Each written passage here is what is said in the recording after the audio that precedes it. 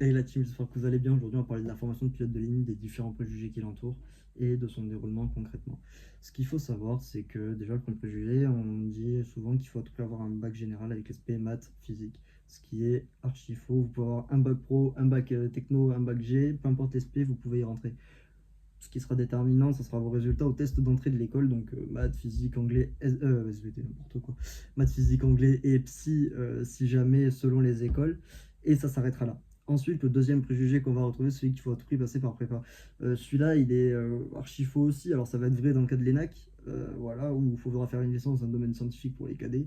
Mais pour rentrer dans une école privée, pas besoin d'avoir fait prépa. Ça, c'est vraiment un gros préjugé qu'on a, mais pas du tout. Vous pouvez d'ailleurs commencer votre formation après le bac, ou si vous êtes en modulaire, vous pouvez directement commencer votre PPL dès la troisième, et puis voilà, enchaîner. Vous pouvez commencer en fait hyper tôt, parce que en modulaire, oui, le PPL c'est le Private Pilot License, mais après ça, donc après votre PPL, vous pouvez donc faire votre mûrissement, passer votre ATPL au sein d'un ATO, et ensuite passer votre CPL et devenir pilote commercial. Donc, en soi, il n'y a pas vraiment d'âge pour commencer. On peut même commencer avant avec le BIA, par exemple. Donc, ça, c'était pour les prépas. Ensuite, il y a un autre préjugé qui a du mal à être débunké. Le troisième, c'est les lunettes. Les lunettes, pour devenir pilote, on dit que c'est disqualifiant. Non, c'est... Alors, c'est vrai et faux. Ça dépend. Mais ça va être faux dans la mesure où si vous avez un problème de vue et que vous portez des lunettes, mais que cette dernière corrige à 100% votre défaut de vue, vous pouvez devenir pilote. Par exemple, vous avez 7 sur 10 sur les deux yeux et votre opticien vous a donné une correction qui vous permet d'avoir 10 sur 10 à chaque œil. Si votre correction vous corrige à 100% et que vous avez 10 sur 10 avec les lunettes, vous pouvez être pilote. Dans le cas suivant, si vous n'avez pas cette correction, ça va être compromettant en effet. Mais on peut devenir pilote en portant des lunettes. Voilà. Ensuite, concernant la formation elle se déroule du coup en deux parties. Une année de théorique et une année de pratique. Au cours de l'année théorique, vous allez passer la TPL, Airline Transport Pilot License, la licence théorique du pilote de ligne, qu'on validera en termes de pratique, en fait, au bout de 1500 heures de vol. Souvent, ça se valide en compagnie, hein, voilà, et c'est d'ailleurs à ce moment-là qu'on peut passer commandant de bord. Voilà. Donc, la TPL. Donc, la TPL, c'est quoi en fait? Ça va être 13 modules à passer et un 14e qui s'appelle le KSA. Et le KSA est divisé en deux. Le KSA, c'est un module, du coup, à part. Et c'est sous forme d'oral. Voilà, sous forme d'examen oral. Donc, oui, c'est stressant. Mais si vous avez bien appris votre course, ça ira. Donc, du coup, par exemple, l'organisation des cours, ça va se rapprocher un peu ben, du lycée, de la fac, enfin un peu toutes les écoles classiques, on va dire. Et en termes d'horaire, hein, moi, par exemple, c'était du 9h30, 16h30. 9h, 16h30, pardon, j'ai une bêtise là. Voilà. Et, euh, et après, bon, concernant l'organisation des matières au sein de l'année, ça va être en fonction des écoles. Par exemple, il y a certaines écoles qui vont faire matière après matière, du coup, qui vont prendre 2 semaines sur une matière, 3 sur une autre, 2 sur une autre et une sur, admettons, hein, je vous dis des bêtises, mais voilà, selon les modules. Ou sinon, ça va être, il y a des écoles qui vont vous faire, je sais pas, une matière le matin, une matière l'après-midi, ou il y en a même qui vont vous faire voler en même temps pendant le week-end, voilà. Ça dépend vraiment des écoles et de leur organisation. Moi, pour ma part, j'ai fait module par module, du coup. Et, euh, et en fait, il n'y a pas grand-chose qui change du lycée, mis à part que ça va beaucoup plus vite, que les cours sont en anglais et qu'il y a énormément de choses à retenir. Et qu'il faut travailler chez soi sans qu'on nous le demande. Par exemple, on ne va pas vous dire, voilà, il n'y aura pas, par exemple, un truc du style pronote en vous disant, oui, vous devez apprendre ça et faire telle question sur ATPLQ ou Aviation Exam, voilà, pour demain. Non, ça, vous pas. Ça c'est à vous. Vous travaillez comme vous voulez, vous vous organisez comme vous voulez avec la méthode qui vous convient le plus. Voilà. Cependant, je tiens à noter que malgré cette autonomie qu'on va nous laisser et cette confiance ou quelque part qu'on nous accorde hein, pour travailler, les instructeurs et le staff de l'école sont derrière vous et que si jamais vous avez une baisse de morale, parce que oui, c'est intensif, c'est 9 mois où vous allez faire 3 ans d'études au final, hein, parce que c'est l'équivalent d'une licence de technicien supérieur, donc oui, ça fait mal.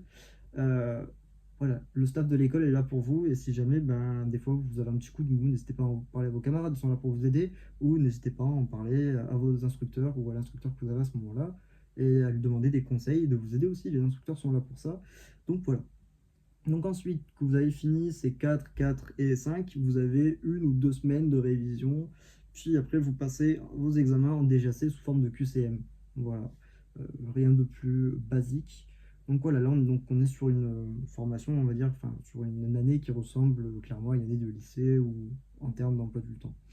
Ensuite vient la phase de vol. Donc durant la phase de vol, vous allez commencer à faire de la mania, c'est-à-dire apprendre les basiques du pilotage, euh, voilà, tout ce qui va être donc tourner, monter, descendre, les effets moteurs, quand on met de la puissance, quand on réduit, les décrochages, les virages engagés, bref, vous allez voir tout ça. Ensuite, vous allez passer, donc on va vous introduire les navigations. Après les navigations, vous allez les perfectionner. Ensuite, vous allez avoir votre vol de nuit, après l'IR, du coup, qui est donc le vol aux instruments.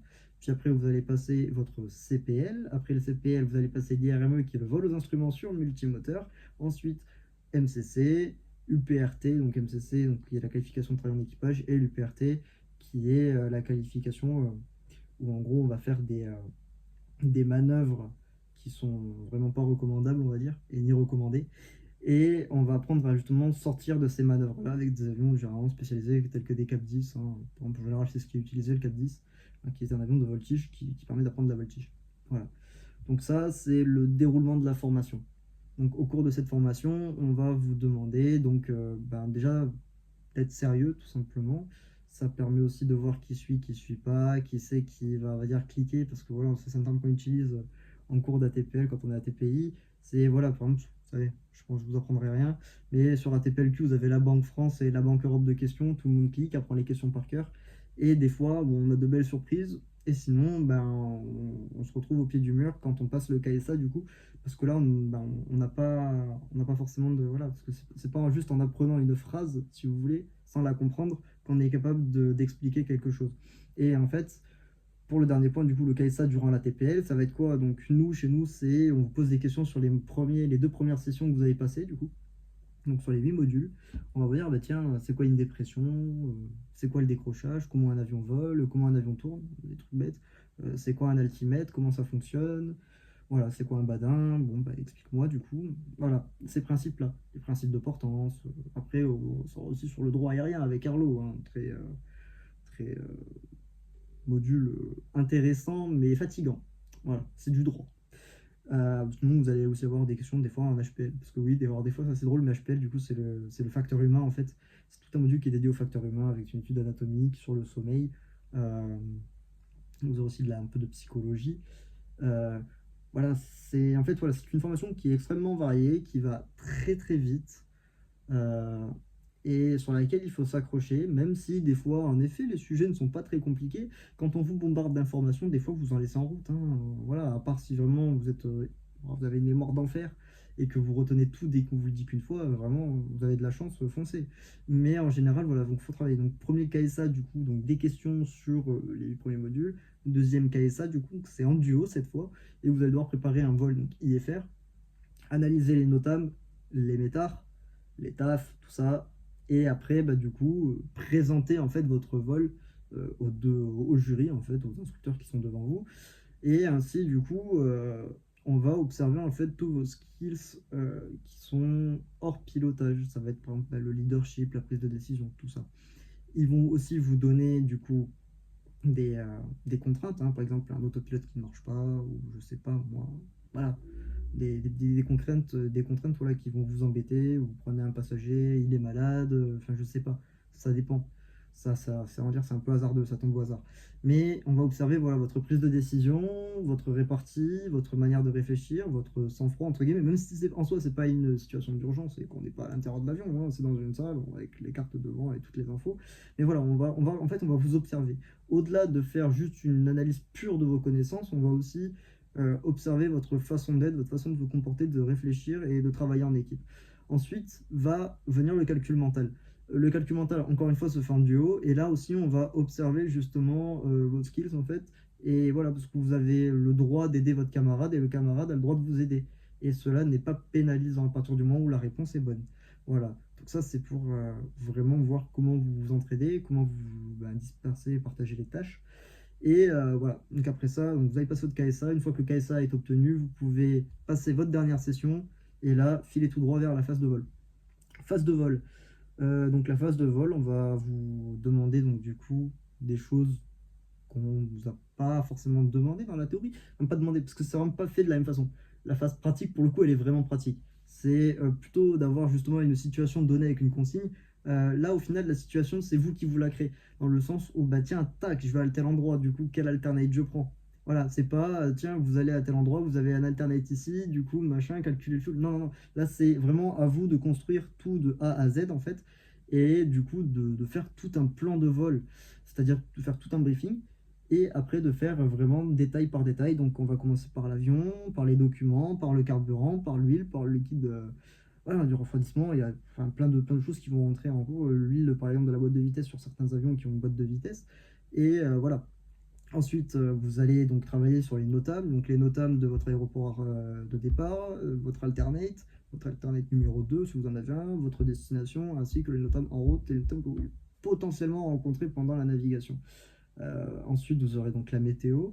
Donc, on va partir, si vous voulez, donc du plus grand et enfin pas du moins précis, on peut dire ça, c'est quand même précis, mais on va pas dire du plus grand au plus petit, c'est-à-dire qu'on va commencer donc par la carte des fronts, faire une analyse globale en fait de l'état on va dire, météorologique en fait et frontologique d'un peu toute l'Europe. Voilà. AeroWeb, c'est super sympa pour ça. C'est mon instructeur qui me l'a conseillé, donc les gars, foncez. C'est génial, vous pouvez avoir les fronts, la Temsi et les WinTem. Donc voilà, on va commencer donc par la carte des fronts, ensuite faire la WinTem, la Temsi, pardon, et après la WinTem, donc carte des fronts. Donc on voit une analyse globale, donc en voyant quel type de front on a, on peut savoir à quoi on va s'attendre comme nuage et comme précipitation et comme vent aussi. En termes donc, de Temsi, du coup, vous allez avoir tous les phénomènes à un instant précis en fait sur la carte. Et il y en a une qui sort toutes les 3 heures, ça va être 3 heures UTC, 6 heures UTC, 9 heures UTC, midi UTC, 15 heures UTC. Voilà, donc regardez les TEMSI, et c'est pareil, c'est hyper important. Et ensuite, vous allez avoir la WinTem qui va vous donner la température à un certain niveau de vol donné, ainsi que la direction du vent et son intensité.